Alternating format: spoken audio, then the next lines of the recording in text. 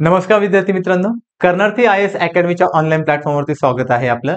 आजच्या लेक्चरमध्ये आपण बॉटनी ऑप्शनल बद्दल चर्चा करणार आहोत. मित्रांनो, आज आपलं जे लेक्चर असणार आहे त्यामध्ये आपण पेपर 1 चा पूर्ण सिलेबस डिकोड करणार आहोत. मग आता आपल्याला माहित आहे की जो आपला बॉटनी ऑप्शनल आहे तो आपल्याला 500 मार्क्सला आहे. त्यातला पेपर 1 हा 250 मार्क्सला आणि पेपर 2 हा 250 मार्क्सला. मग मित्रांनो, आपल्याला हा ऑप्शनल डिकोड केल्यावरती आपला जो स्कोर आहे तो जवळपास 290 प्लस जाऊ शकतो. मग मित्रांनो, या सिलेबस मध्ये आपण डिकोड करताना सर्व पाहणार आहोत की आपल्याला काय शिकायचं आहे, की कोणत्या ठिकाणी काय स्ट्रक्चर आहे, कोणत्या ठिकाणी काय फंक्शन आहे किंवा कोणत्या ठिकाणी काय मॉर्फोलॉजी आहे.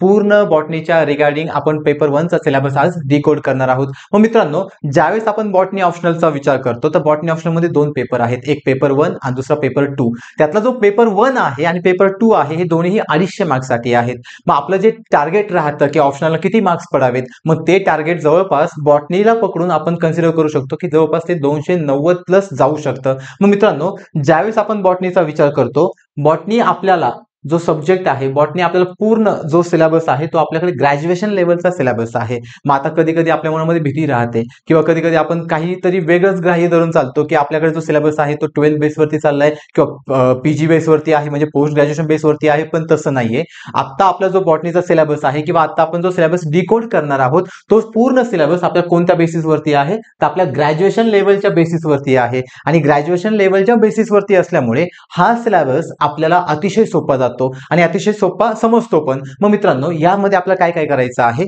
सगळ्यात पहिल्यांदा आपला माइंडसेट काय करून घ्यायचा की हा पूर्ण सिलेबस कोणत्या लेवलचा आहे, ग्रॅज्युएशन लेवलचा आहे. ज्यावेळेस हा सिलेबस ग्रॅज्युएशन लेवलचा आहे हे समजतं, मग आपल्याला लगेच कळतं की आपण या बेसिसवरती आपण आपले स्वतःच्या नोट्स बनवू शकतो. म्हणजे आपल्याला काय बनवावं लागणार आहे, सेल्फ नोट्स लागणार आहे. त्याचबरोबर ज्यावेळेस आपण आपल्या क्लासची बॅच येईल त्या बॅच मध्ये आपल्याकडे काय भेटणार आहेत, क्लास नोट्स पण असणार आहेत, then self notes, class notes. त्याचबरोबर आपल्याला डायग्राम आणि त्याच्या रिगार्डिंग एक्झाम्पल लक्षात ठेवणं गरजेचं आहे. मग मित्रांनो, पूर्ण बॉटनीमध्ये मग तो पेपर 1 असेल किंवा पेपर 2 असेल, आपल्याला 3 गोष्टी करायच्या आहेत. फर्स्ट काय करायचे आहेत, सेल्फ नोट्स, स्वतःच्या नोट्स ठेवायच्या आहेत. दुसरं काय करायचे आहेत, क्लास नोट्स ठेवायचे आहेत. आणि थर्ड म्हणजे आपल्याला इम्पॉर्टंट किंवा आपल्याला महत्त्वाच्या असणाऱ्या डायग्राम आणि देन एक्झाम्पल. जर आपण आपल्या आन्सर रायटिंग मध्ये ह्या सर्व गोष्टी क्रिएट केल्या, लक्षात घ्या, तर आपल्याला मार्क्स जास्त मिळण्याचे चान्सेस वाढतात मित्रांनो. त्याचबरोबर आपल्याकडे जो पूर्ण आपण सिलेबस पाहणार आहोत त्यातला 95% म्हणजे जवळ 95% सिलेबस हा आपल्याकडे ऍक्टिव्ह टॉपिकचा आहे. आता लक्षात घ्या, ऍक्टिव्ह टॉपिक म्हणजे काय, की जर आता आपण तो पूर्ण सिलेबस पाहणारच आहोत, जर आपण सिलेबस पाहिला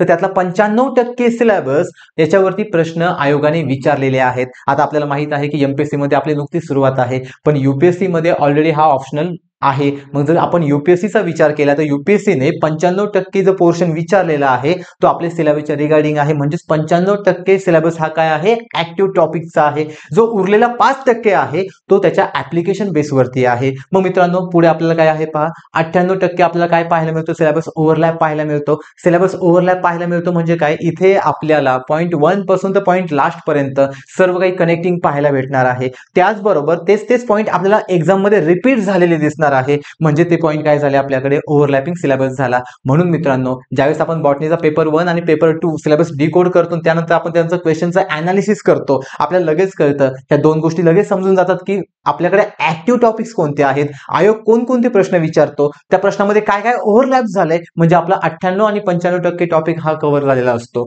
मग मित्रांनो, त्यासाठी आता आपल्याला हे सगळं करण्यासाठी म्हणजे आपल्याला सेल्फ नोट्स हवे आहेत, आपल्याला ऍक्टिव्ह टॉपिक्स कोणते आहेत हे माहित असायला हवं, आपल्याला कोणता ओव्हरलॅप सिलेबस झाला हे माहित असायला हवं. त्यासाठी आपल्याला कशाची गरज पडते, योग्य गायडन्सची, म्हणजे योग्य मार्गदर्शनाची. मग मित्रांनो, योग्य मार्गदर्शन म्हणजे काय, की ज्यावेळेस आपण प्रॉपर PYQ अनालिसिस करतो, आपला पूर्ण प्रॉपर त्या टॉपिकचा स्टडी झालेला असतो, या दोघांच्या बेसिसवरती आपण ज्यावेळेस पेपर सोडवतो त्यानंतर आपल्याला स्कोर मिळतो. मग मित्रांनो, या सगळ्यासाठी आपल्याला काय हवं असतं, तर योग्य मार्गदर्शन म्हणजे प्रॉपर गायडन्स हवा असतो. मग हा प्रॉपर गायडन्स आपल्याला कोण देतं, तर त्यासाठी आपल्याकडे बुक लिस्ट आहेत. लक्षात घ्या मित्रांनो, इंटरनेटवरती जास्त विश्वास ठेवायचा नाही. मुद्दामून मी इथे मेन्शन केलेलं आहे. आपल्या भरपूर लोकांना वाटतं की सिलेबस आहे, डिकोड केला, यातला एखादा पॉईंट घेऊयात, फॉर एक्झाम्पल फॅनोग्राम आहे किंवा क्रिप्टोग्राम आहे, आपण लगेच गुगलला जाऊन सर्च करूयात, गुगलला सर्च केल्यावरती आपल्याला सर्व इन्फॉर्मेशन मिळेल, मग आपण त्याच्या नोट्स बनवूयात. तसं नसतं मित्रांनो. गुगलवरती जी इन्फॉर्मेशन दिलेली आहे ती मोस्ट ऑफ आपल्याला कोणत्या तरी वेबसाईट पासून जनरेट झालेली असते किंवा AI जनरेटेड असते. मग त्यांनी जी इन्फॉर्मेशन दिलेली आहे ती आन्सरला सुटेबल नसते. आपल्याला आन्सर रायटिंग करायचं आहे. सो आपल्याला काय लागेल, योग्य आपल्याकडे असणारी प्रॉपर बुक लिस्ट लागेल. म्हणजे आपल्याला कोणाची गरज आहे, प्रॉपर गायडन्सची गरज आहे.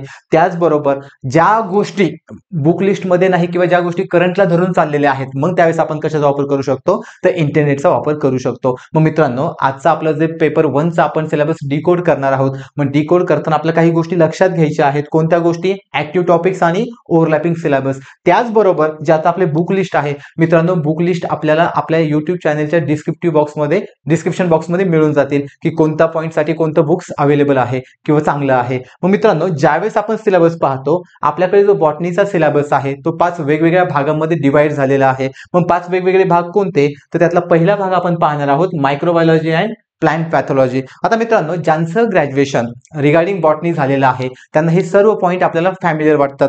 ज्यावेळेस आपण ह्या पॉईंटचा विचार करतो त्यावेळेस आपल्याला हे पूर्ण पेपर 1 जो आहे तो 5 भागामध्ये डिवाइड झालेला आहे. त्यातला पहिला भाग कोणता आहे? आपल्याकडे असणारा मायक्रोबायोलॉजी आणि प्लांट पॅथॉलॉजी. 2 नंबरचा कोणता आहे? क्रिप्टोगॅम आहे. 3 नंबरचा कोणता आहे? फॅनोरोगॅम आहे.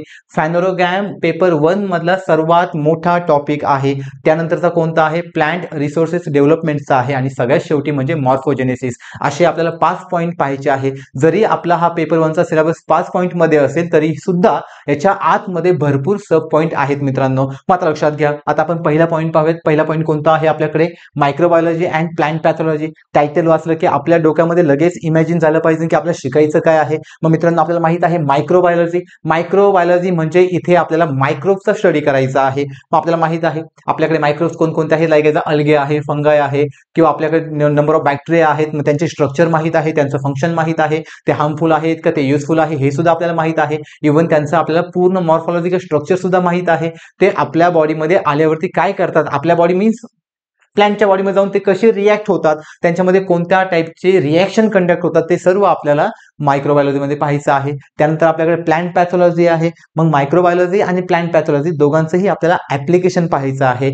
हा सर्व सिलेबस आपल्याला कशामध्ये पाहायचा आहे? पॉईंट 1 मध्ये पाहायचा आहे. मग आता प्रत्येक पॉईंट आपण व्यवस्थित मित्रांनो चर्चा करूयात. आता लक्षात घ्या, पहिला पॉईंट कोणता आहे? आपल्याकडे स्ट्रक्चर अँड रिप्रोडक्शन किंवा त्यालाच आपण मल्टिप्लिकेशन म्हणतो. कुणाचं? व्हायरस, देन व्हायरॉइड्स, देन कोण आहे आपल्याकडे? बॅक्टेरिया, फंगाय आणि मायकोप्लाझ्मा. मग मित्रांनो, आपला जो पहिला पॉईंट आहे, लक्षात घ्या, पहिला पॉईंट आपला मायकोप्लाझ्मा पर्यंतच आहे. आणि हा पहिल्या पॉईंट पर्यंत आपण कुणाचा स्टडी करणार आहोत? मायक्रोबायोलॉजीचा. मग आपल्याला माहित आहे मायक्रोबायोलॉजी कशाला म्हणतात मित्रांनो? मायक्रोबायोलॉजीमध्ये आपण जो काही स्टडी करतो तो स्टडी कुणाचा असणार आहे? मायक्रो ऑर्गॅनिझमचा. So it is called as microbiology. मग मायक्रोबायोलॉजीमध्ये आपण एक्झॅक्ट स्टडी कशाचा करणार आहोत? तर आपल्याला करायचं आहे स्ट्रक्चर अँड रिप्रोडक्शन. मग आपल्याला माहित आहे जर आपण ह्या मायक्रोबायोलॉजीमध्ये असणाऱ्या जे काही ऑर्गॅनिझम आहे त्यांच्या रिप्रोडक्शनचा स्टडी केला तर त्यांच्यामध्ये आपल्याकडे कोणतं रिप्रोडक्शन पाहायला मिळतं मित्रांनो? असेक्सुअल. बरोबर, आपल्याला माहित आहे reproduction has 2 types, one is a sexual and second one is asexual. मग जर आपण प्लांटचा विचार केला तर प्लांटमध्ये जे असेक्सुअल रिप्रोडक्शन आहे किंवा जर आपण त्यांच्यामध्ये असणारा सेक्सुअल रिप्रोडक्शनचा विचार केला तर सेक्सुअल रिप्रोडक्शनसाठी त्यांच्याकडे फ्लावर आहे, फ्लावर थ्रू ते सेक्सुअल रिप्रोडक्शन करतात. पण जर आपण असेक्सुअलचा विचार केला म्हणजेच कुणामध्ये? तर मायक्रो ऑर्गॅनिझम मध्ये, तर त्यामध्ये आपल्याला बडिंग पाहायला मिळतं, बायनरी फिजन, मल्टिपल फिजन या मेथड पाहायला मिळतात किंवा आपण त्यामध्ये फ्रॅगमेंटेशन पाहू शकतो. मग मित्रांनो, जर आपण हे सगळं सेक्सुअल रिप्रोडक्शन किंवा असेक्सुअल रिप्रोडक्शन जर कम्पेअर केलं तर आपल्याला कोणता पॉईंट मिळून जातो? Reproduction in microbiology. मग मायक्रोबायोलॉजीमध्ये होणारं रिप्रोडक्शन म्हणजे कुणाचं रिप्रोडक्शन? तर आपल्याकडे व्हायरसेस आहे, आपल्याकडे व्हायरॉइड्स आहेत, देन आपल्याकडे असणारे बॅक्टेरिया आहे, फंजाय आहे आणि मायकोप्लाझ्मा आहेत. हे आपल्याला सर्व फॅमिलियर आहेत. मग मित्रांनो, हा आपला ऍक्टिव्ह टॉपिक असणार आहे. ऍक्टिव्ह टॉपिक का? जर तुम्ही युपीएससीचे आतापर्यंत आलेले PYQ पाहिले तर तुम्हाला हा प्रश्न रिपीट झालेला दिसतो. कधी आपल्याकडे व्हायरसवरती क्वेश्चन आहे, कधी व्हायरल्सवरती क्वेश्चन आहे, इव्हन कधी मायकोप्लाझ्मा, कधी फंजाय, कधी बॅक्टेरिया. यावरून समजतं की हा टॉपिक कसा आहे? ऍक्टिव्ह आहे. मग या टॉपिकमध्ये आपल्याला काय शिकायचं आहे? महत्वाचं म्हणजे स्ट्रक्चर आणि रिप्रोडक्शन. रिप्रोडक्शनला आपण काय म्हणू शकतो? मल्टिप्लिकेशन. मग रिप्रोडक्शन मध्ये आपण काय करणार आहे? त्यांचा नंबर किंवा त्यांचा काउंट इन्क्रीज करणार आहोत. म्हणजेच आपण जो काही आपल्याकडे मायक्रोब्स आहे त्यांचं आपण काय करतोय? पॉप्युलेशन वाढवतोय, त्यांचा नंबर वाढवतोय, म्हणजेच आपण काय करतोय? मल्टिप्लिकेशन. हा आपला फर्स्ट पॉईंट असणार आहे. त्यानंतरचा पॉईंट आपल्याला काय स्टडी करायचा आहे? Application of microbiology. मग मित्रांनो, आपल्याला माहित आहे की मायक्रोबायोलॉजी काय आहे. आता आपण फर्मेंटेशन वगैरे सर्व प्रोसेस आपल्याला फॅमिलियर आहे. मग लक्षात घ्या, ज्यावेळेस आपण या सर्व प्रोसेसचा स्टडी करतो त्यावेळेस आपल्याला कळतं की आपण त्यांचा काय ऍप्लिकेशन, काय वापर करू शकतो. मग आपल्याकडे जे ऍप्लिकेशन ऑफ मायक्रोबायोलॉजी आहे हे कशामध्ये पाहायचं आपल्याला? In agriculture. मग आपल्याला मित्रांनो माहित आहे आपण टिश्यू कल्चर करतो, बरोबर. टिश्यू कल्चरमध्ये आपण टिश्यू घेतो, तसंच आपण बॅक्टेरियाचं पण कल्चर करतो, बॅक्टेरियाचं कल्चर करतो किंवा कधी कधी आपण व्हायरसचं कल्चर करतो. ज्यावेळेस आपण हे डिफरंट टाईपचं कल्चर करतो, ह्या कल्चर थ्रू आपण त्यांचं काय करत असतो? ऍप्लिकेशन करत असतो. फक्त यांचे सेक्टर वेगवेगळे असतात.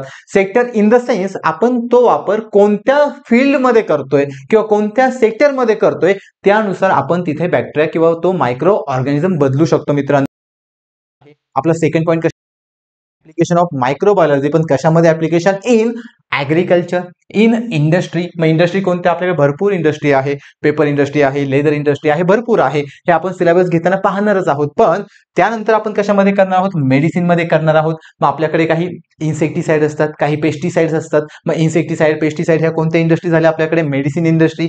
त्याचबरोबर हे आपण ह्युमनच्या रिगार्डिंग मेडिसिन इंडस्ट्रीमध्ये पण करू शकतो. मित्रांनो इथे मेडिसिन इंडस्ट्रीमध्ये आपण दोन पाहणार आहोत. दोन कोणत्या इंडस्ट्री? एक रिगार्डिंग आपल्याकडे अॅनिमल आणि दुसरी रिगार्डिंग आपल्याकडे जे काही प्लांट आहेत. मग प्लांट मध्ये आपल्याला इन्सेक्टिसाइड, पेस्टिसाइड तिथे पण आपण कशाचा वापर करू शकतो? मायक्रोबायोलॉजीचा. देन त्याचबरोबर आपल्याकडे काही फर्टिलायझर असतात, ते फर्टिलायझर कशामध्ये येणार? In agriculture. मग फर्टिलायझर मध्ये सुद्धा आपण मायक्रोबायोलॉजीचा वापर करून आपण काही बायो फर्टिलायझर बनवू शकतो. हे आपण इथे शिकणार आहोत. त्यानंतर आपण काय शिकणार आहोत? Control of soil and water pollution. मग आपल्याला माहित आहे सॉइल पोल्युशन काय आहे, वॉटर पोल्युशन काय आहे. मग मित्रांनो तुम्ही जर पहिला पॉईंट पाहिला तर पहिला पॉईंट एकदम सोपा आहे. आपल्याला यामध्ये काय शिकायचं होतं ते आपल्याला कळून गेलं. पहिल्या पॉईंटमध्ये स्ट्रक्चर अँड रिप्रोडक्शन शिकायचं होतं. सेकंड पॉईंटमध्ये आपल्याला ऍप्लिकेशन शिकायचे होते. यावरून तुम्हाला एक गोष्ट लक्षात आली असेल की आपण पहिल्या पॉइंटमध्ये ओळख करतोय म्हणजे आपण स्ट्रक्चर आणि रिप्रोडक्शन शिकून घेतोय. ज्यावेळेस आपल्याला कोणत्याही मायक्रोब्स बद्दल पूर्ण आयडिया येते, त्यांचं स्ट्रक्चर काय आहे, त्यांचं रिप्रोडक्शन काय आहे, मग आपल्याला समजतं की तो कुठे वापरायचा समजतं. म्हणजे आपण काय शिकणार मित्रांनो?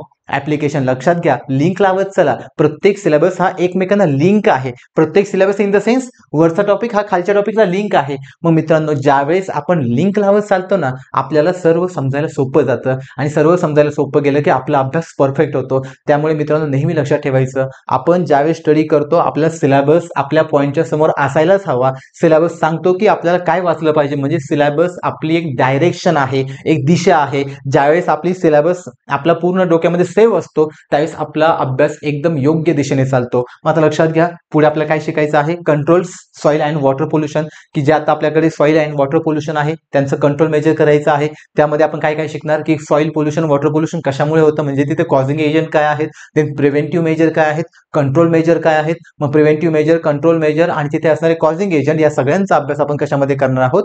सॉइल अँड वॉटर पोल्युशन मध्ये. आणि त्यानंतर आपण काय शिकणार आहोत? प्रियॉन किंवा याचा उच्चार वेगवेगळा आहे. काही लोक याचा ऍक्सेंट प्रायॉन करतात, काही लोक याचा ऍक्सेंट प्रियॉन करतात. तुम्हाला जो सुटेबल आहे तुम्ही तो करू शकता. मग काय आहे? The prion and prion hypothesis. आता मित्रांनो प्रियॉन काय आहे? प्रियॉन हे प्रोटीनेसिस पार्टिकल आहेत आणि या बेसिसवरती त्यांचं जे काही हायपोथेसिस आहे ते आपण या पॉईंटमध्ये पाहणार आहोत. इथे आपला 1 पॉईंट कव्हर होतो. सेकंड पॉईंट आता कुणाच्या रिगार्डिंग आहे? तेच आपल्याकडे असणार आहे मायक्रोबायोलॉजी आणि प्लांट पॅथॉलॉजी. काय आहे पहा सेकंड पॉईंट मध्ये? इम्पॉर्टंट क्रॉप डिसीजेस आणि कॉज बाय व्हायरसेस, बॅक्टेरिया. माझा लक्षात घ्या, हे आपल्याकडे कॉझिंग एजंट आहे, पण आपलं टायटल काय सांगतंय? Important crop diseases. मग मित्रांनो आपल्याला माहित आहे आपण बॉटनी पाहतोय, बरोबर. बॉटनीमध्ये स्टडी ऑफ प्लांट असणार. प्लांटला काहीतरी डिसीज होणार, बरोबर. डिसीज होणार म्हणजे आपल्याला तसेच डिसीजचा स्टडी करायचा आहे. मग आपल्याला इम्पॉर्टंट क्रॉप डिसीज पाहायचे आहे. सुरुवातीला आपण एक पाहिलं होतं की आपल्याला स्वतःचे सेल्फ नोट्स हवेत, क्लास नोट्स हवेत, त्याचबरोबर आपल्याला एक्झाम्पल माहित असायला हवे. मग मित्रांनो इथे आपल्याला एक्झाम्पल खूप गरजेचे आहे. का बरं गरजेचे आहे? कारण इथे आपण काय स्टडी करणार आहोत? क्रॉप डिसीजेसचा अभ्यास करणार आहोत. मग क्रॉप डिसीजेस कशामुळे होतात किंवा कोणत्या कॉझिंग एजंटमुळे होतात? तर आपल्याकडे कोणते कॉझिंग एजंट आहे? व्हायरसेस आहे, बॅक्टेरिया आहे, देन आपल्याकडे कोण आहे? मायकोप्लाझ्मा आहे, फंजाय आहे आणि आपल्याकडे असणारे निमॅटोड आहे. मग मित्रांनो हेच पॉईंट वरच्या टॉपिक मध्ये कव्हर झालेले आहेत, बरोबर. ज्यावेळेस आपण हा वरचा टॉपिक कव्हर केला कोणता? स्ट्रक्चर आणि रिप्रोडक्शनचा, त्याच वेळेस आपलं व्हायरस, व्हायरॉइड, मायकोप्लाझ्मा, बॅक्टेरिया यांच्याबद्दल आयडिया येऊन गेलेली आहे. आयडिया येऊन गेली, तोच पॉईंट आपण इथे पाहतोय. म्हणजे आपला 50% अभ्यास इथेच झालेला आहे आणि 50% अभ्यास आपण या पॉईंटमध्ये करणार आहे. म्हणजे याच्यावरून कळतं सिलेबस ओव्हरलॅप आहे. मी तुम्हाला सुरुवातीलाच म्हटलं होतं 98% बॉटनीमध्ये सिलेबस पेपर 1चा हा ओव्हरलॅप आहे. जर सिलेबस ओव्हरलॅप असेल तर तो ओव्हरलॅप कसा? तर असा. म्हणजे पॉईंट 1 मध्ये पण आलाय, पॉईंट नेक्स्ट मध्ये पण आलाय. यामध्ये काय होतं मित्रांनो, ज्यावेळेस आपल्याला कळतं की सिलेबस ओव्हरलॅप होते, मग आपल्याला कळतं प्रश्नाची डिमांड काय आहे, आपण उत्तर काय लिहायला हवं. ज्यावेळेस आपल्याला डिमांड समजते, आपला आन्सर बरोबर डिमांड नुसार जातं आणि आपला स्कोर होतो. देन पहा काय विचारलंय आपल्याला. नेक्स्ट पॉईंट मध्ये काय लिहायचं आपल्याला, मोड ऑफ इन्फेक्शन. मग आता आपण काय पाहत होतो की आपल्याकडे डिसीज काय आहे, मग त्या डिसीजचा मोड ऑफ इन्फेक्शन म्हणजे कशा प्रकारे तो डिसीज ट्रान्सफर होतो, मोड ऑफ इन्फेक्शन. देन आपण पाहणार आहोत त्यांचे डिसेमिनेशन. आता मित्रांनो, ज्यावेळेस आपण मोड ऑफ इन्फेक्शन पाहतो, इन्फेक्शन आणि डिसेमिनेशन मध्ये आपण त्याचा स्टडी करणार आहोत की तो डिसीज स्प्रेड कसा होतो. त्यानंतरचा पुढचा पॉईंट आपला काय असणार आहे, molecular basis of infection and disease resistance. आता मित्रांनो, हाही पॉईंट एकदम सोपा आहे. आता यामध्ये आपल्याला काय शिकायचं आहे, मॉलिक्युलर बेसिस ऑफ इन्फेक्शन म्हणजे मॉलिक्युलर बेसिस. आता मॉलिक्युलर बेसिस म्हणजे काय रे, आपल्याकडे जेनेटिक इन्फॉर्मेशन आहे बरोबर, की ज्याला आपण मॉलिक्युल्स म्हणतो किंवा मॉलिक्युलर बेसिस म्हणतो. मग त्यामध्ये आपला DNA, RNA, प्रोटीन हे जे काही इन्फॉर्मेशन कॅरी करतात, यांच्या बेसिसनुसार जो डिसीज होणार आहे किंवा यांच्या बेसिसवरती जो इन्फेक्शन होणार तो आपण इथे अभ्यास करणार आहोत. आणि त्यानंतर आपण त्या डिसीजचं काय करणार आहोत मित्रांनो, रेजिस्टन्स करणार आहोत. आता आपल्याला माहित आहे, आपण बीटी कॉटन शिकलेलो आहोत बरोबर. बीटी कॉटन एकदम फॅमिलियर आहे, गोल्डन राईस आहे. म्हणजे ज्यावेळेस आपण ह्या क्रॉपचा विचार करतो, हे क्रॉप कसे आहेत मित्रांनो, डिसीज रेजिस्टन्स आहे. यांच्यामध्ये आपण काय बदललेलं आहे, मॉलिक्युलर इन्फॉर्मेशन बदललेली आहे. त्यामुळे तिथे असणारं जे काही आपल्याकडे एखादा पेस्ट किंवा एखादा इन्सेक्टचा अटॅक होतो तो आपण थांबवू शकतो. मग मित्रांनो, तुम्हाला एक कल्पना आली असेल की अशा पॉईंटमध्ये आपण कशाचा अभ्यास करतो, लाईक बीटी कॉटन बरोबर. आता बीटी कॉटनचा एक्झाम्पल इथे लगेच घ्यायचं नाही, लक्षात घ्या. मी पुन्हा एकदा तुम्हाला सांगतो, मगाशी मी तुम्हाला मेन स्लाइडवरती सांगितलं होतं की आपल्याला एक्झाम्पल महत्वाचे आहे, त्याचबरोबर डायग्राम महत्वाचे आहे, त्याचबरोबर क्लास नोट्स, त्याचबरोबर आपल्या स्वतःच्या पण नोट्स महत्वाच्या आहेत. जर या 4 गोष्टी आपल्याकडे आल्या तर असे प्रश्न लगेच सुटतात. म्हणजे आता इथे एक्झाम्पलची गरज होती, मॉलिक्युलर बेसिस आहे म्हणजे DNA आणि RNA महत्वाचं आहे. त्यानंतर आपण काय करू शकतो, डिसीज रेजिस्टन्स करू शकतो, म्हणजे त्या आजाराला किंवा त्या डिसीजला आपण स्टॉप करू शकतो, आपण त्याला प्रिव्हेंट करू शकतो. मग त्याचं बेस्ट एक्झाम्पल आपल्याला बीटी कॉटन आहे. जर डिसीज रेजिस्टन्स पाहिलं तर BT cotton is one of the disease resistance crop by using molecular information. त्यांच्याकडे मॉलिक्युलर इन्फॉर्मेशन आहे. ज्यावेळेस त्यांच्यावरती पेस्ट अटॅक करते, त्या पेस्टच्या अगेन्स्ट त्यांच्याकडे जेनेटिक इन्फॉर्मेशन आहे की ते पेस्टला डिस्ट्रॉय करते. डिस्ट्रॉय केली की ते प्लांट काय झालं, डिसीज रेजिस्टन्स झालं. देन पुढे आपल्याला काय शिकायचं आहे, physiology of parasitism and control measures. आता मित्रांनो, कंट्रोल मेजर खूप सोपे असतात. आपल्याला माहित आहे की ज्यावेळेस कोणताही डिसीज होतो, आता पॅरासाइटचं मिनिंग आपल्याला समजतं की इथे आपल्याला इन्फेक्शियस पार्टिकल पाहायला मिळतात. मग त्यांची फिजिओलॉजी काय आहे, on the basis of physiology मग आपण तिथे कंट्रोल मेजर काय करू शकतो. मित्रांनो, एक पॅटर्न नेहमी लक्षात ठेवायचा, ज्यावेळेस कोणताही डिसीज होतो त्यावेळेस फर्स्ट लक्षात ठेवायचा कॉझिंग एजंट काय आहे. आता लक्षात घ्या, जरी सिलेबसनुसार आपण गेलो तरी पण आपल्याला एक पॅटर्न लक्षात ठेवायचा आहे. कोणता पॅटर्न, सगळ्यात पहिल्यांदा कॉझिंग एजंट काय असणार आहे, दुसरी गोष्ट म्हणजे त्याची प्रिव्हेंटिव्ह मेजर काय असणार आहे. आता कॉझिंग एजंट म्हणजे काय, की समजा एखादा डिसीज झाला, तो जर डिसीज बॅक्टेरियामुळे झाला असेल तर बॅक्टेरिया काय झाला, कॉझिंग एजंट बरोबर. आणि जर हा आजार एखाद्या प्लांटला झाला असेल म्हणजे तो प्लांट काय झाला, इन्फेक्टेड प्लांट झाला. मग जर इन्फेक्टेड प्लांटला आता बरं करायचं असेल तर त्याला कंट्रोल मेजर म्हणतात, त्याला आपण काय म्हणतो, कंट्रोल मेजर. पण जर त्याला तो डिसीज होऊनच द्यायचं नसेल, जर त्याला ते इन्फेक्शन होऊनच द्यायचं नसेल तर आपल्याला काय म्हणतो, प्रिव्हेंटिव्ह मेजर म्हणतो. मग 3 गोष्टी कोणत्या लक्षात ठेवायच्या आहेत आपल्याला, सगळ्यात पहिल्यांदा कॉझिंग एजंट काय आहे, देन प्रिव्हेंटिव्ह मेजर काय आहे, आणि देन फायनली काय आहे आपल्याकडे, कंट्रोल मेजर्स काय आहेत. मात्र लक्षात घ्या मित्रांनो, त्यानंतर पुढचा कोणता असणार आपल्याकडे, फंगल टॉक्सिन. तर माहित आहे की आपल्याकडे फंगल टॉक्सिन असतात. हा थोडासा छोटासा टॉपिक आहे. आता मित्रांनो, एक गोष्ट लक्षात ठेवायची, पेपर 1 मध्ये आपले काही टॉपिक हे खूप ब्रॉड असणार आहेत आणि काही टॉपिक हे खूप शॉर्ट असणार आहेत. आता जे ब्रॉड टॉपिक असणार आहेत त्या ब्रॉड मध्ये फॉर एक्झाम्पल फॅनोरोगॅम आहे, खूप मोठा आहे. फॅनोरोगॅम हा पेपर 1 मधला सगळ्यात मोठा सिलेबस आहे. त्याचबरोबर पुढे काय पाहायचं आपल्याला, पहा, the modelling and disease forecasting for the plant quarantine. Plant quarantine वेगळा आहे, क्वारंटाईन शब्द आपल्याला एकदम फॅमिलियर आहेत, तो आपण पाहणारच आहोत. आता मॉडेलिंग अँड डिसीज फोरकास्टिंग. फोरकास्टिंगचं मिनिंग आपल्याला समजतं की आपण मॉडेलिंग करणार आहोत, त्या मॉडेलिंगच्या बेसिसवरती आपल्याला समजणार आहे की भविष्यात कोणता आपल्याकडे प्लांटवरती डिसीज येऊ शकतो, on the basis of nature. मग लक्षात घ्या, ज्यावेळेस आपण नेचरच्या बेसिसवरती इमॅजिन करतो किंवा आपण फोरकास्ट करतो मित्रांनो, फोरकास्ट म्हणजे आपण अंदाज बांधतो. आपण अंदाज कशाचा बांधतो, की डिसीजचा. त्या बेसिसवरती आपल्याला इथे स्टडी करायचा आहे. आणि सर्वात शेवटी या टॉपिकमध्ये सर्वात शेवटी आपण कशाचा स्टडी करणार आहोत, प्लांट क्वारंटाईनचा. आता मित्रांनो, क्वारंटाईन शब्द आपल्याला फॅमिलियर आहे, आपण लॉकडाऊन मध्ये क्वारंटाईन हा शब्द ऐकलेला होता. क्वारंटाईन लक्षात घ्या, लॉकडाऊनचीच कन्सेप्ट इथे वापरायची. क्वारंटाईन म्हणजे काय, ज्यावेळेस एखाद्या व्यक्तीला किंवा एखाद्या प्लांटला डिसीज होतो, आपण त्याला बाजूला ठेवतो. का बरं बाजूला ठेवतो, कारण तो डिसीज बाकीच्या ठिकाणी किंवा बाकीच्या प्लांटला किंवा कोणत्याही वेगवेगळ्या जे काही आपल्याकडे लिव्हिंग ऑर्गॅनिझम आहे त्यांना तो होऊ नये, म्हणजे आपण काय केलं, त्यांना सेपरेशन केलं त्यांचं सॉर्टिंग आउट केलं, त्यांच्या सॉर्टिंग आउटमुळे काय शक्य झालं की तो डिसीज स्प्रेड होण्यापासून वाचला. मग त्याला आपण काय म्हणणार, क्वारंटाईन. आणि अशीच कन्सेप्ट आपण प्लांटमध्ये वापरणार. So it is called as plant quarantine. मग जे इन्फेक्शियस प्लांट आहे की ज्याला इन्फेक्शन झालेलं आहे त्या प्लांटला साईडला ठेवायचं, त्याच्या कॉन्टॅक्टमध्ये दुसरे प्लांट येऊन द्यायचे नाही. याचा अभ्यास आपण कशामध्ये करणार आहोत, तर प्लांट क्वारंटाईन मध्ये करणार आहोत. मग मित्रांनो, आता आपण जे पाहतोय हा पहिला पॉईंट पाहतोय कोणता, मायक्रोबायोलॉजी आणि प्लांट पॅथॉलॉजी. अशा आपल्याला किती पॉईंट पाहायचे आहेत, 5 पॉईंट पाहायचे आहेत. त्यानंतर आपण दुसरा पॉईंट कोणता पाहणार आहोत मित्रांनो, फॅनोरोगॅम. मात्र लक्षात घ्या, जो फॅनोरोगॅम आपला पॉईंट असणार आहे हा थोडा सिलेबस मोठा असणार आहे as compare to other points. मग आता टोटल पॉईंट्स किती पाहिजे, आपल्याला 5 पॉईंट पाहिजे आहेत. त्यातला सगळ्यात मोठा कोणता असणार आहे, तर फॅनोरोगॅमचा असणार आहे. मग मित्रांनो 5 पॉईंट कोणते, तर त्यातला पहिला पॉईंट आपण कोणता पाहिलेला आहे आता, मायक्रोबायोलॉजी आणि प्लांट पॅथॉलॉजी. दुसरा कोणता असणार आहे, फॅनोरोगॅम. तिसरा कोणता असणार आहे, क्रिप्टोगॅम. चौथा कोणता असणार आहे, प्लांट रिसोर्सेस डेव्हलपमेंट असणार आहे. आणि शेवटचा कोणता असणार आहे, मॉर्फोजेनेसिस. हे 5 पॉईंट लक्षातच राहू द्या. आपण विदाऊट लक्षात घ्या, जर आपण डायरेक्टली बुक लिस्ट घेऊन बसलो किंवा डायरेक्टली पेपर घेऊन बसलो चालणार नाही. अगोदर आपल्या डोक्यामध्ये सिलेबस माहीतच असायला हवा. हे 5 पॉईंट डोक्यामध्ये फिरायलाच हवे. मग आपल्याला कळतं की प्रश्न कोणत्या पॉईंट मधून आलेला आहे, प्रश्न कुठून कसा फ्रेम होतो.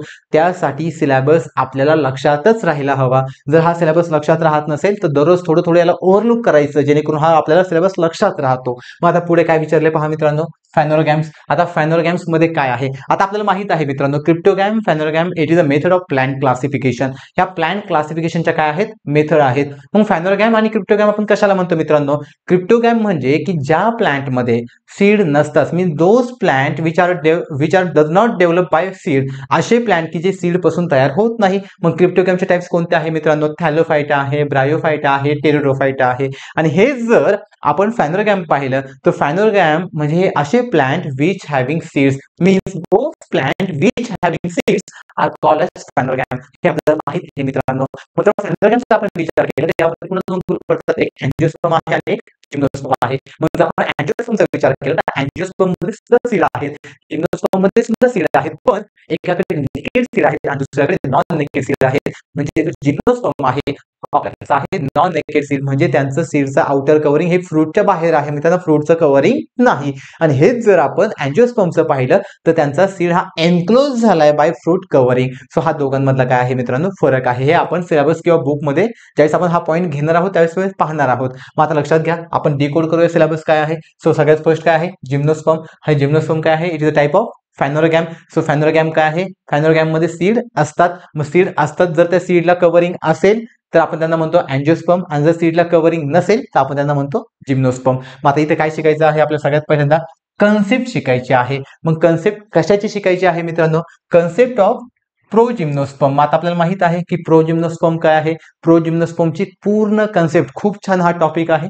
हा टॉपिक एकदम शॉर्ट आहे आणि समजायला खूप सोपा आहे.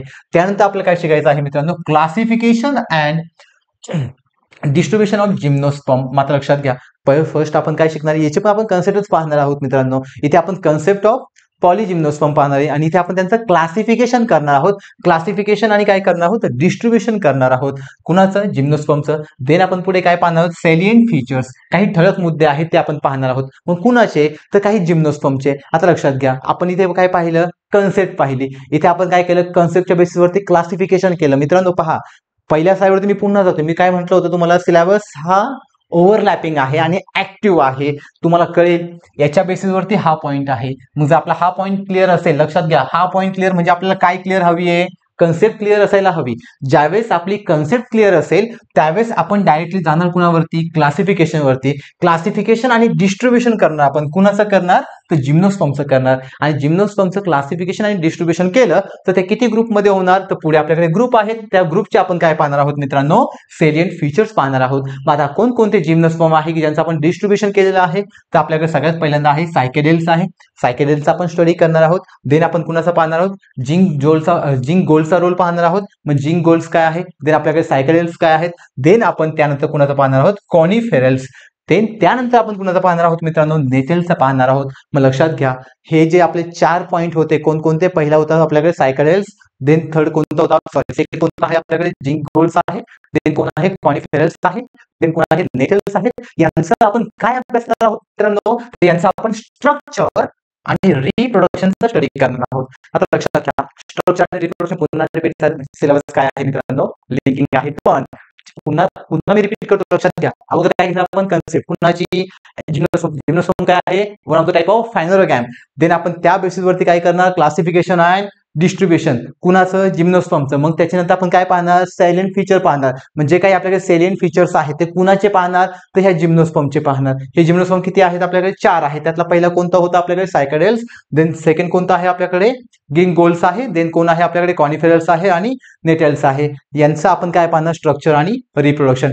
त्यानंतर आपण काय पाहणार मित्रांनो, जनरल अकाउंट पाहणार, म्हणजे जनरल इन्फॉर्मेशन पाहणार. कुणाबद्दल पाहणार, पुन्हा आपल्या जिम्नोस्पर्मचं काय आहे, डिस्ट्रीब्युशन आहे किंवा क्लासिफिकेशन. मग त्यातला पहिला आहे आपल्याकडे सायकॅडोफिसिस. आता मित्रांनो, जो आपल्याकडे सायकॅडोफिसिल्स आहे, आता लक्षात घ्या, जो सायकॅडो फिलिसेल्स आहे त्याचा आपण स्टडी करणार आहोत. देन सेकंड आपल्याकडे काय आहे, बेनिटिटल्स आहे.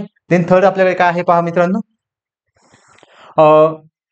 कॉर्डिएटेल्स आहे. देन पुढे काय आहे आपल्याकडे, जिओलॉजिकल टाइम. आता हा पॉईंट थोडासा वेगळा आहे, मग आता लक्षात घ्या. आपल्याला काय काय पाहिजे आहे, जनरल अकाउंट म्हणजे जनरल इन्फॉर्मेशन पाहिजे आहे. कशाबद्दल पाहिजे आहेत, 1 2 3 या 3 पॉईंट बद्दल पाहिजे आहे. म्हणजे त्यातला पहिला पॉईंट आपला कोणता होता, सायकॅडोफिलिकेल्स होता. सेकंड आपला कोणता होता, बेनिटिटेल्स होता. देन थर्ड आपला कोणता होता, तर कॉर्डिएटेल्स होता. मग ज्यावेळेस आपण तिघांचा स्टडी करतो तर हे तिघेही आपले काय आहेत, तर आपल्याकडे असणारे जे फायनोरोगॅम्स आहेत त्यांचे आपल्याला हे सब डिव्हिजन पाहायला मिळतात on the basis of gymnosperm. Then आपण पुढे काय पाहणार आहोत, geological time scale. Geological time scale आला की मित्रांनो एक गोष्ट लक्षात ठेवायची की यामध्ये आपण काय पाहणार आहोत, फोसिलचा स्टडी पाहणार आहोत. मग फोसिलचा स्टडी पाहताना आपल्याला त्या फोसिलचे टाइप्स पण पाहायचे आहेत. आपल्याला समजतं की जिओलॉजिकल टाइम स्केल म्हणजे फार पूर्वीचे जर आपल्याला एखादे अवशेष सापडले, फोसिल्स म्हणजे काय, अवशेष, त्या फोसिलच्या बेसवरती म्हणजे त्या अवशेषांच्या बेसवरती आपण स्टडी करणार आहोत. प्लस आपण त्याचे टाईप पाहणार आहोत आणि आपण त्याचं काय पाहणार, देअर स्टडी टेक्निक, त्याला स्टडी कसं करायचं. म्हणजे थोडक्यात काय, जर आपल्याला 1000 वर्षापूर्वीचं किंवा 100 वर्षापूर्वीचं एखादं प्लांट मटेरियल सापडत असेल, मग त्या प्लांट मटेरियल आपण काय म्हणणार मित्रांनो, फोसिल म्हणणार. मग कोणत्या टाईपमध्ये बिलॉंग होतं ते आपण पाहणार. त्यानंतर आपण त्याचा जिओलॉजिकल टाइम स्केल, हे किती वर्ष जुनं आहे, 100 वर्ष जुनं किंवा 1000 वर्ष जुनं, आपण यांचा विचार करणार. मित्रांनो हा पूर्ण स्टडी कुणाचा होता, आपल्याकडे असणार आहे फायनोरोगॅमचा. त्यानंतर आपल्याकडे काय आहे, क्रिप्टोगॅम आहे. फायनोरोगॅम आपल्याकडे अजून आहे, तो आपण पुढे पाहणारच आहोत. मग आपल्याला नंतर आहे क्रिप्टोगॅम. आता क्रिप्टोगॅम मध्ये काय पाहायचं पहा मित्रांनो, क्रिप्टोगॅम कशाला म्हणतात, की ज्या प्लांटला सीड नसतात, means those plant which did not having seeds, त्यांच्याकडे सीड नाही, त्यांना आपण काय म्हणणार आहोत, क्रिप्टोगॅम म्हणणार आहोत. मग क्रिप्टोगॅम मध्ये सगळ्यात पहिल्यांदा आपण कोणाचा स्टडी करणार आहोत, अल्गे. अल्गे आपल्याला माहित आहे. देन आपण फंगाईचा स्टडी करणार आहोत. देन आपण लायकेनचा स्टडी करणार आहोत. Lichen is a dual plant which belonging from algae and fungi. Lichen हे ड्युअल प्लांट आहे की जे कुणामध्ये बिलॉंग करतं, आपल्याकडे असणारे अल्गे आणि फंगाय, हे आपल्याला माहित आहे. त्यानंतर आपण काय पाहणार मित्रांनो, bryophytes. The bryophytes is one of the amphibian plant. Amphibian म्हणजे काय, पाण्यामध्ये पण आहे, जमिनीवरती पण आहे. सो आपल्याला माहित आहे cryptogam are classified into the 3 groups. One is a thallophyta, second is a bryophyta and last one is a pteridophyta. पण त्यातला आपल्याला काय पाहिजे, ब्रायोफाइटा आणि टेरोफाइट. मग आता टेरोफाइटा मध्ये काय आहे, ब्रायोफाइट मध्ये काय आहेत, देन आपल्याकडे असणारे अल्गे, फंगाय आणि लायकेन्स. मग हे अल्गे आणि फंगाय काय आहेत मित्रांनो, इट इज अ थॅलोफाइटा. हे काय आहेत, थॅलोफाइटा. म्हणजेच आपल्याला क्रिप्टोगॅमचे टाइप्स पाहायचे आहेत, थॅलोफाइटा, ब्रायोफाइटा अँड टेरोफाइटा. देन पुढे काय पाहायचं आहे, स्ट्रक्चर अँड रिप्रोडक्शन. मित्रांनो एक गोष्ट लक्षात आली का, आपण ज्यावेळेस फायनोरोगॅम असेल किंवा क्रिप्टोगॅम असेल किंवा पूर्ण बॉटनीचा पेपर 1चा कोणताही पॉईंट असू द्या, प्रत्येक ठिकाणी आपण ज्यावेळेस कन्सेप्टच्या रिगार्डिंग जाणार आहोत, तर आपल्याला पहिली गोष्ट म्हणजे त्यांचं स्ट्रक्चर अभ्यासायचं आहे. सेकंड गोष्ट म्हणजे त्यांचं रिप्रोडक्शनचा स्टडी करायचं आहे. मग रिप्रोडक्शनचा स्टडी का करायचा आहे इथे, कारण आपल्याला त्यातून माहिती मिळते. कोणती माहिती मिळते मित्रांनो, इव्हॅल्युशनरी व्ह्यू पॉईंट समजतो, म्हणजे त्यांचं इव्हॉल्युशन कसं होत गेलं. मग आपल्याला माहित आहे की सुरुवातीला प्लांटवरती ज्यावेळेस, सुरुवातीला अर्थवरती ज्यावेळेस प्लांट डेव्हलप होत गेले, प्लांट हे डायरेक्टली आपल्याला हायर प्लांट पाहायला मिळले का, नाही. एकदम स्टार्टिंगला आपल्याकडे लोअर प्लांट होते, इव्हन लोअर लोअर प्लांट होते. म्हणजे त्या लोअर प्लांट हायर प्लांट जो प्रवास आहे, जे ट्रॅव्हलिंग आहे, या ट्रॅव्हलिंगला काय म्हणतो मित्रांनो, आपण इव्हॉल्युशन म्हणतो. मग त्या इव्हॉल्युशनचा आपल्याला काय पाहायचं आहे, व्ह्यू पॉईंट, कशा प्रकारे इव्हॉल्युशन होत गेलं. पण त्यासाठी काय समजणं गरजेचं आहे, स्ट्रक्चर आणि रिप्रोडक्शन. मग मित्रांनो मी पुन्हा सांगतो, पुन्हा सिलेबस काय होतोय, लिंक लक्षात घ्या. मी ज्यावेळेस बॉटनीचा स्टडी करताना all points are link together, सर्व पॉइंट्स कसे आहेत, एकमेकांना लिंक आहे. त्यामुळे आपला अभ्यासाचा आत्मविश्वास, सिलेबस महत्वाचा आहे. डिस्ट्रीब्युशन आपण करणार आहोत इन इंडिया, म्हणजे आपल्या भारतामध्ये जे काही क्रिप्टोगॅम्स आहेत त्यांचं आपण डिस्ट्रीब्युशन शिकणार आहोत. हा एक छोटीशी कन्सेप्ट आहे. देन पुढे आपण काय शिकणार आहोत, त्यांचे इकॉलॉजिकल आणि इकॉनॉमिकल इम्पॉर्टन्स. आता आपल्याला माहित आहे की आपल्याकडे काही अलगे असतात मित्रांनो, काही आपल्याकडे रेड अलगे आहे, काही ग्रीन अलगे आहे, काही ब्राऊन अलगे आहे. त्यातला रेड अलगे आपल्याला माहित आहे, रेड अलगे आपण अगार बनवतो. मग मित्रांनो, ज्यावेळेस आपण आता बॉटनीचा अभ्यास करायला आलेला आहात, आता एकतर तुम्ही ऍग्रिकल्चर असणार किंवा एकतर तुम्ही सायन्स बॅकग्राऊंडचे असणार. मग ज्यावेळेस तुम्ही सायन्स बॅकग्राऊंडचे असतात त्यावेळेस तुम्ही प्रॅक्टिकल केलं असेल, बरोबर. तुम्ही एक शब्द ऐकला असेल, MS अगार मीडियम. MS हे दोन सायंटिस्ट आहे, मुराशिगे आणि स्कूग. मग मुराशिगे आणि स्कूगने जे अगार मीडियम वापरलं होतं, agar is a nutritional medium which are helpful to the plant growth and development, that is plant propagation. ज्यावेळेस आपल्याला कोणत्याही प्लांटचं प्रोपोगेशन करायचं असतं, म्हणजेच त्या प्लांटची ग्रोथ अँड डेव्हलपमेंट क्रिएट करायची असते, त्यावेळेस आपल्याला लॅबोरेटरी लेवलला मीन्स इन विट्रो पर्पज, लक्षात घ्या, ज्यावेळेस आपल्याला इन विट्रो पर्पजने काही गोष्ट करायची असते त्यावेळेस आपल्याला एक मीडियम लागतो. तो मीडियम म्हणजे अगार मीडियम. आणि हा अगार मीडियम आपण कोणत्या अल्गेपासून बनवतो, तर रेड अल्गेपासून बनवतो. Algae has different types. अल्गेमध्ये भरपूर प्रकार आपल्याला पाहायला मिळतात, पण त्यातला कोणता अल्गे सांगितलं मी तुम्हाला, रेड अल्गे. हे मी तुम्हाला एक्झाम्पल देतोय कशाच्या रिगार्डिंग आहे हे. मग आपल्या इकॉलॉजिकल आणि इकॉनॉमिकल बेनिफिट म्हणजे आता मी तुम्हाला जे रेड अल्गे सांगितलं तो आपला एक अगार मीडियम आहे. कोणता बेनिफिट झाला, इकॉनॉमिक्स म्हणजे बेनिफिट म्हणजेच तो काय झाला, इकॉनॉमिक इम्पॉर्टन्स झाला. मग मित्रांनो, हे आपल्याला कशामध्ये शिकायचं आहे, क्रिप्टोग्राममध्ये. पुढे पहा, आता पुढे आपल्याकडे पूर्ण अँजिओस्पर्मची पूर्ण थेअरी आलेली आहे.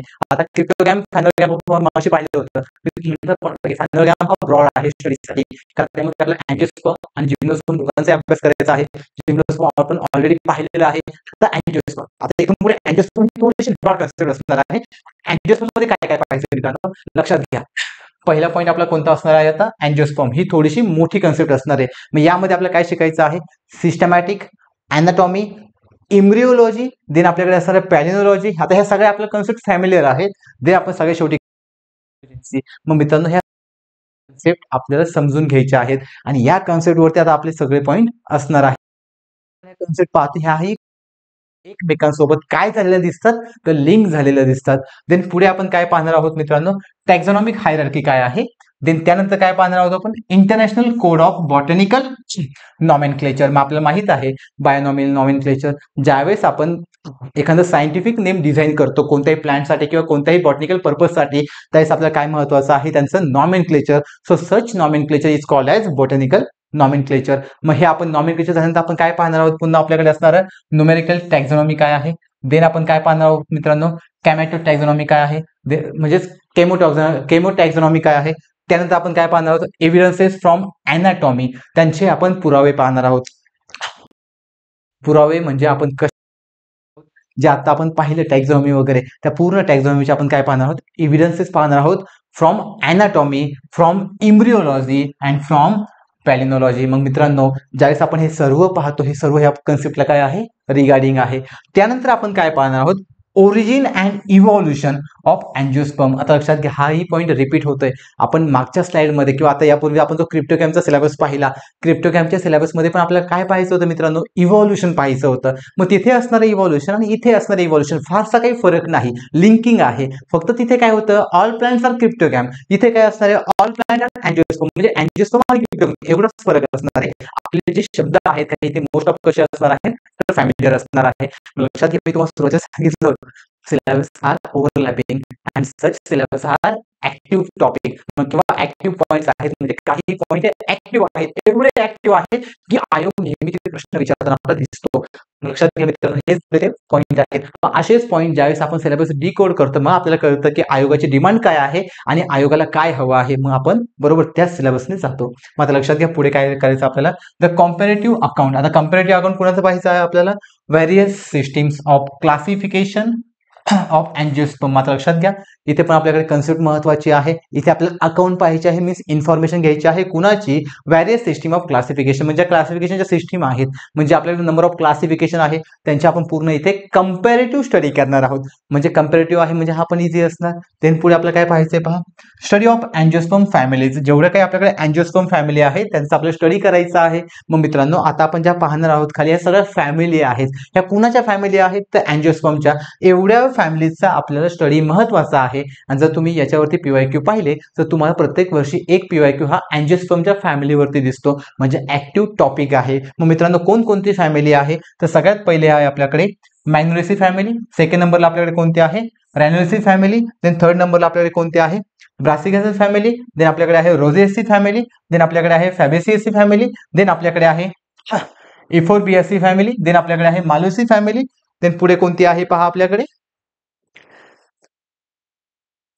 डिप्टोकार्पेसी फॅमिली, देन पुढे कोणती आहे आपल्याकडे एपीएससी फॅमिली, देन पुढे कोणती आहे आपल्याकडे ॲस्ट्रोव्हर्सी फॅमिली, देन पुढे आहे वर्बेन्सी फॅमिली. ज्यावेळेस तुम्ही ह्या फॅमिलीचा स्टडी करता त्यावेळेस आपल्याला हे पॉईंट एकदम सोपे जातील. पुढे आपल्याला कोणते आहे सोलेनेसी फॅमिली. आता काही फॅमिली यातल्या एकदम आपल्याला फॅमिलियर वाटतात, ओळखीच्या वाटतात, त्यातलेच कोणते आपल्याकडे सोलेनेसी फॅमिली. देन आहे आपल्याकडे रुबेसी फॅमिली, देन आहे कुकुरबिटेसी फॅमिली, ही पण थोडीशी फॅमिलियर आहे आपल्यासाठी. देन पुढे कोणती आहे ॲस्ट्रेसी फॅमिली, देन पुढे आहे पर्सी फॅमिली. आणि सगळ्यात आपल्याकडे लास्ट लाईनला कोणत्या फॅमिली आहेत पहा एल्सी family, then Linaceae family, then पुढे आहे आपल्याकडे म्युसेसिस फॅमिली, आणि देन सगळे शेवटी आहेत ऑर्चिसी फॅमिली. मग तेवढ्या फॅमिली आपल्याला पाहिजे आहेत. आणि या सर्व फॅमिली कुणाच्या रिगार्डिंग आहे आपल्याकडे असणाऱ्या अँजिओस्पर्मच्या फॅमिलीच्या रिगार्डिंग आहे.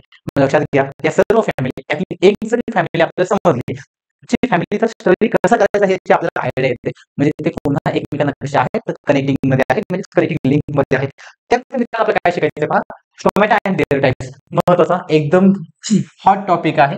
याच्यावरती तुम्हाला नेहमी PYQ आलेले दिसतात. एकदम हॉट आणि ऍक्टिव्ह टॉपिक आहे. तो पण एकदम इझी आणि लिंकिंग आहे. लिंकिंग इन द सेन्स की आपल्याला जर स्टोमॅटा समजला तर प्लॅनचे पूर्ण सगळं म्हणजे इथून पुढे आपण जेवढी काही अॅनाटॉमी पाहणार आहोत ते आपल्याला लगेच क्लिक होऊन जातं. मग मित्रांनो आता स्टोमॅटा आपल्याला माहित आहे की स्टोमॅटा काय आहे. Stomata has 2 guard cells. हे गार्ड सेल काय करतात ओपन अँड क्लोज करतात. मग त्यांचे फंक्शन तिथे डिवाइड होतं. मग हे सर्व आपण स्टोमॅटामध्ये पाहणार आहोत. मग on the basis of stomata त्यांचे काय पाहणार आहोत आपण टाइप्स पाहणार आहोत. मग टाइप्स मध्ये आपण काय पाहणार आहोत मित्रांनो सॉरी टाइप्स नंतर आपण पुढचा टॉपिक कोणता घेणार आहोत तर आपल्याकडे आहे ग्लँड्युलर अँड नॉन ग्लँड्युलर ट्रायकोम्स. लक्षात घ्या आपण काय पाहणार आहोत ग्लँड्युलर अँड नॉन ग्लँड्युलर ट्रायकोम्स. त्यानंतर आपण काय पाहणार आहोत अनयुज्युअल सेकंडरी ग्रोथ. जे काही सेकंडरी ग्रोथ आहे त्यांचा आपण स्टडी करणार आहोत. त्यानंतर आपण काय पाहणार आहोत anatomy of C3 and C4 pathway. जे आपल्याकडे C3 आणि C4 पाथवे आहे किंवा प्लांट्स आहेत त्यांची आपण अॅनाटॉमी पाहणार आहोत. त्यानंतर काय आहे झायलेम अँड फ्लोएम. आता आपल्याला माहित आहे की झायलेम आणि फ्लोएम काय आहेत मित्रांनो both are the conducting tissue which carry water and food material for the plant from the plant bodies. Plant बॉडीसाठी जे काही आपल्याला कंडक्टिंग टिश्यू महत्वाचे असतात ते कोणते असतात झायलेम आणि फ्लोएम. म्हणजे आपण ज्यावेळेस स्टोमॅटाचा स्टडी करतो लगेच आपल्या बॅकअप द माइंड यायला हवं की आपल्याला स्टोमॅटा म्हणजे काय शिकायचं आहे. त्यामध्ये कोणकोणते पॉईंट यायला हवेत. म्हणजेच त्यामध्ये झायलेम आणि फ्लोएम हा इसेन्शियल पार्ट आहे. हा यायलाच हवा. It is a part of concept regarding. हा पूर्ण कुणाच्या रिगार्डिंग पार्ट आहे तर कन्सेप्टच्या रिगार्डिंग पार्ट आहे. त्यानंतर पुढे आपण काय शिकणार आहोत मित्रांनो यामध्ये डिफरन्सिएशन वूड अॅनाटॉमी. वूडचे अॅनाटॉमी काय आहे हे पाहणार आहोत. ही एक शॉर्ट कन्सेप्ट आहे. मग मित्रांनो त्यानंतर काय आहे पहा development of male and female gametophytes. You know that in plant bodies मध्ये फ्लावर हा त्यांचा सेक्सुअल ऑर्गॅन आहे बरोबर. फ्लावर हा त्यांचा सेक्सुअल ऑर्गॅन असते primary sex organ in both male parent and female parent. मग ज्यावेळेस आपण मेल पॅरेंट आणि फिमेल पॅरेंटचा विचार करतो तर male parent and female parent both produce the gametophytes like the pollen grains and ovary. So pollen grains is a part of androecium and the ovary is a part of gynoecium. So androecium and gynoecium both are the gametophytes. म्हणजे इथे आपल्याला gametophytes हे पाहायचे आहेत. मग त्यांच्यामध्ये mitosis meiosis means the type of cell division त्याचा सुद्धा आपल्याला अभ्यास करायचा आहे. मग ज्यावेळेस आपण गॅमेटोफाइट पाहतो म्हणजेच मेल गॅमेट फिमेल गॅमेट हे दोघे एकमेकांकडे जाऊ शकतात का स्वतःहून नाही. यांना जाण्यासाठी मित्रांनो एजंट लागतात बरोबर. म्हणजे ज्यावेळेस एजंट लागतात त्यावेळेस आपण त्या मेथडला म्हणतो pollination means the transfer of pollen grains from anther to stigma. So anther is a male part and stigma is a female part. म्हणजेच अँथर करून गॅमेट ज्यावेळेस फिमेल पार्टकडे जाईल म्हणजे स्टिग्माकडे जाईल यावेळेला आपण काय म्हणतो पॉलिनेशन म्हणतो. बट आता लक्षात घ्या कन्सेप्ट काय सांगते आपण स्टडी करतो डेव्हलपमेंट. कुणाची डेव्हलपमेंट मेल अँड फिमेल गॅमेटोफाइट. ज्यावेळेस मेल आणि फिमेल गॅमेटोफाइटची डेव्हलपमेंट होईल त्यानंतर आपल्याला काय पाहिजे pollination. So without development pollination occur होत नाही. मग लक्षात घ्या या पॉइंटला हा पॉईंट काय झाला लिंकेज झाला. मग आपल्याला पूर्ण सिलेबस काय करत जायचंय लिंक करत जायचंय जेणेकरून आपला एक पॉईंट झाला की दुसरा पॉईंट आपला काय जातो मित्रांनो इझी जातो. देन पुढे काय शिकायचं पहा फर्टिलायझेशन. हा पण लिंक आहे. अगोदर गॅमेट तयार होणार गॅमेटचं पॉलिनेशन होणार आणि आफ्टर पॉलिनेशन त्यांचं काय होणार फर्टिलायझेशन. फर्टिलायझेशन मध्ये दोन गोष्टी होतात the development of zygote and the development of embryo. म्हणजे ज्यावेळेस आपल्याला झायगोट आणि इम्ब्रिओ डेव्हलपमेंट मिळतो त्यानंतर आपल्याला अजून डीप मध्ये जाऊन काय स्टडी करायचं आहे एंडोस्पर्म. मग आता आपल्याला माहित आहे की एंडोस्पर्म काय आहे. एंडोस्पर्म किंवा डबल फर्टिलायझेशन काय आहे. डबल फर्टिलायझेशनचा एक पार्ट आहे कोणता एंडोस्पर्म. मग त्यामध्ये आपल्याला काय शिकायचं आहे त्यांची डेव्हलपमेंट त्यांचं फंक्शन शिकायचं आहे. मग मित्रांनो, आपण गॅमेट घेतले, गॅमेट नंतर आपण पॉलिनेशन घेतलं, पॉलिनेशन आपण काय करणार, फर्टिलायझेशन. फर्टिलायझेशन कोणत्या टाईपचं होणार, तर डबल फर्टिलायझेशन. डबल फर्टिलायझेशन मध्ये आपण कशा करणार, तर आपल्याकडे असणार एंडोस्पर्मचा. एंडोस्पर्मचा आपण काय स्टडी करणार, त्यांची डेव्हलपमेंट, त्यांचं फंक्शन. आणि मग पुढे आपला कोणता पॉईंट असणार आहे, तर पॅटर्न्स ऑफ इम्ब्रियो डेव्हलपमेंट. कोणत्या पॅटर्नने इम्ब्रियो डेव्हलप होते याचा आपण स्टडी करणार आहोत. त्यानंतर पुढे काय आहे पहा, आपल्याकडे पॉलीइम्ब्रियोनिया आहे, ऍपोमिसिस आहे. शॉर्ट कन्सेप्ट, या दोन्ही कन्सेप्ट कशा असणार आहेत, व्हेरी शॉर्ट आहेत. देन पुढे काय आहेत, ऍप्लिकेशन. लक्षात घ्या, पूर्ण कन्सेप्ट समजली, आता त्या कन्सेप्टचं ऍप्लिकेशन काय करायचं ते आपल्याला पाहायचंय. Application of the palynology. Then पुढे आपल्याकडे sorry application of the palynology. Then पुढे काय आहे पहा, एक्सपेरिमेंटल इम्ब्रियोलॉजी. जो काही आपल्याकडे इम्ब्रियो आहे त्यांचं एक्सपेरिमेंटल व्हॅल्यू काय आहे ते आपल्याला इथे स्टडी करायचं आहे, including pollen storage. What is the pollen, pollen is a male gamete, is a male gametophyte and test tube fertilization. मग मित्रांनो, हे सेम पूर्ण आपलं काय आहे, आपल्याकडे असणारी इन विट्रो प्रोसेस आहे. या इन विट्रो प्रोसेसचा वापर करतो म्हणजेच आपण त्यांचं काय करणार आहोत, ऍप्लिकेशन करणार आहोत. आता पुढचा सिलेबस पहा काय आहे. पुढचा आहे आपल्याकडे प्लांट रिसोर्सेस अँड डेव्हलपमेंट. आतापर्यंत मित्रांनो आपले 3 सिलेबस झाले. 3 कोणते झाले, सगळ्यात पहिल्यांदा आपण काय घेतलं होतं, आपल्याकडे असणारं जे काही मॉर्फोलॉजी आहे, मॉर्फोलॉजीचा आपण स्टडी केला अँड प्लांट पॅथॉलॉजी पाहिली, sorry microbiology and plant pathology पाहिली. सेकंड आपण काय पाहिलं, क्रिप्टोगॅम घेतलं. थर्ड आपण काय घेतलं, फॅनोग्राम. फॅनोग्रामचे आपण 2 टाईप पाहिले, जिम्नोस्पर्म पाहिला, अँजिओस्पर्म पण पाहिला. त्यातला अँजिओस्पर्म ही कशी होती, one of the broad concept होती. आता 3 टॉपिक संपलेले आहे. पूर्ण पेपर 1 मध्ये किती टॉपिक महत्वाचे आहेत, 5 राहिले, किती आता 2. त्यातला चौथा कोणता आहे, आपल्याकडे असणारा प्लांट रिसोर्स अँड डेव्हलपमेंट. आता प्लांट रिसोर्स अँड डेव्हलपमेंट एकदम हॉट टॉपिक आहे, एकदम ऍक्टिव्ह टॉपिक आहे. याच्यावरती नेहमी आपल्याला PYQ पाहायला मिळतात किंवा प्रश्न आयोग विचारताना दिसतं. मग लक्षात घ्या, यामध्ये आपल्याला काय पाहायचं आहे, डॉमेस्टिकेशन पाहायचं आहे अँड इंट्रो. लक्षात घ्या, डॉमेस्टिकेशन मध्ये आपण काय पाहणार, आपल्याला माहिती आहे की आपल्याकडे जी बायोडायव्हर्सिटी आहे ही व्हॅरिएबल आहे, ही भरपूर प्लांट मध्ये डिफरन्शिएट झालेली आहे, ही लोकेशन नुसार चेंज होताना दिसते. म्हणून आपल्याला इथे काय शिकायचं आहे, डॉमेस्टिकेशन. म्हणजे डॉमेस्टिकेशन आणि त्या प्लांटचे इंट्रोडक्शन आपण पाहणार आहोत. त्या बेसिस नंतर आपण काय पाहणार आहोत, त्या बेसिसवरती आपण ओरिजिन पाहणार आहोत, ओरिजिन ऑफ कल्टिवेटेड प्लांट्स. त्या प्लांटचं कल्टिवेशन कुठे झालेलं आहे, त्यांचं ओरिजिन कसं आहे ते आपण पाहणार आहोत. त्यानंतर पुढे आपण काय पाहणार आहोत मित्रांनो, आपल्याकडे असणार व्हॅव्हुलस सेंटर ऑफ ओरिजिन. जे काही आपल्याकडे व्हॅव्हुलो सेंटर्स आहेत, तर व्हॅव्हुलो सेंटरचा आपण स्टडी करणार आहोत ओरिजिनच्या बेसिसवरती. त्यानंतर पुढे काय आहे पहा, सोर्स फॉर फूड. त्यांचा आपण सोर्स ऍज अ फूड म्हणून पाहणार आहोत. मग हा आपला ऍप्लिकेशन बेसवरती आहे. देन फूड सोर्स म्हणजे कोणकोणते असणार, fodder, then fibre, then spices, then beverages, then edible oils, drugs, then आपल्याकडे नार्कोटिक्स आहे. देन पुढे काय आहे पहा, इन्सेक्टिसाइड्स आहे, it is an medical industry. Then पुढे आपल्याकडे टिंबर आहे, गम्स आहे, रेझिन्स आहे आणि डाईज आहे. त्यानंतर लक्षात घ्या, हे सगळे आपले काय होते, आपल्याकडे असणारे प्लांट सोर्स आहेत. लाईक एज फॉर फूड, मग फॉर फूड साठी आहे, फॉर फोडर साठी आहे, फॉर फायबर साठी आहे, स्पाइसेस साठी आहे, बिवरेजेस साठी आहे. हे सर्व मित्रांनो कन्सेप्ट रिगार्डिंग आहे. आणि ह्या सर्व कन्सेप्ट आपल्याला कुठे क्लिअर होतात, याच टॉपिकमध्ये, डॉमेस्टिकेशन अँड इंट्रोडक्शन ऑफ प्लांट. ज्यावेळेस आपण प्लांटचं इंट्रोडक्शन स्टडी करणार, म्हणजे आपल्याला हे सगळे त्यांचे ऍप्लिकेशन पाहायचे आहेत. म्हणजे या पॉईंटवरती हा पॉईंट आपल्याला लिंकिंग आहे. त्यानंतर आपण काय पाहणार आहोत की लॅटेक्स काय आहे, सेल्युलोज काय आहे, स्टार्च काय आहे. It is a part of plant material. हे सर्व प्लांट मटेरियलचे भाग आहेत. त्यानंतर आपण त्यांचे प्रोडक्ट्स पाहणार आहोत. त्याचबरोबर आपल्याकडे परफ्युमरी, आपल्याकडे इम्पॉर्टन्स ऑफ एन्थोबॉटनी, म्हणजे आपल्याकडे इथनोबॉटनी, म्हणजे आपल्याकडे इथनोबॉटनी आहे इन इंडियन कॉन्टॅक्ट. इथनोबॉटनी इंडियन कॉन्टॅक्टचा आपण स्टडी करणार आहोत. त्यानंतर आपण काय पाहणार आहोत मित्रांनो, एनर्जी प्लांटेनस. देन एनर्जी प्लांटेनस नंतर काय पाहणार आहोत आपण, बॉटॅनिकल गार्डन्स अँड हर्बेरिया. मग आता आपल्याला हर्बेरिया माहित आहे, herbaria is a very short concept. यामध्ये आपण काय करतो की जे प्लांट आपल्याकडे एकदम एंडेंजर स्पेसिसमध्ये आहे किंवा जे एक्सटेंड होणार आहे, जे एक्झिट होऊन जाणार आहे, कायमचे संपून जाणार आहेत, असे प्लांट आपण कलेक्ट करतो इनसाइड द हर्बेरिया. किंवा जे ऑलरेडी संपून गेलेले पण असतात, त्यांना आपण हर्बेरिया शीटवरती ग्रो करतो किंवा त्यांना आपण कन्झर्व करून ठेवतो फॉर द फ्युचर जनरेशन. त्याचबरोबर आपल्याला काय शिकायचं आहे, बॉटॅनिकल गार्डन. मग आता हे जे आपल्याकडे पूर्ण पॉईंट आहेत, म्हणजे इथनोबॉटनी पासून तर आपल्याकडे असणार हर्बेरियापर्यंत, हे पूर्ण पॉईंट आपल्याकडे काय पाहायचे आहेत, it is a concept regarding point. त्यातला बॉटॅनिकल गार्डन आपल्याला माहित आहे, फॅमिलियर कन्सेप्ट आहे. बाकीच्याही कन्सेप्ट आपल्याला कशा आहेत, फॅमिलियर आहेत. त्यानंतर काय पाहायचं आहे मित्रांनो, आपल्याला सगळ्यात शेवटचं आपल्याला मॉर्फोजेनेसिस पाहायचं आहे. आता मॉर्फोजेनेसिसचा मिनिंग आपल्याला समजतो. मॉर्फोजेनेसिस मध्ये काय काय पाहायचं आहे पहा. सर्वात फर्स्ट टोटिपोटेन्सी पाहायची आहे.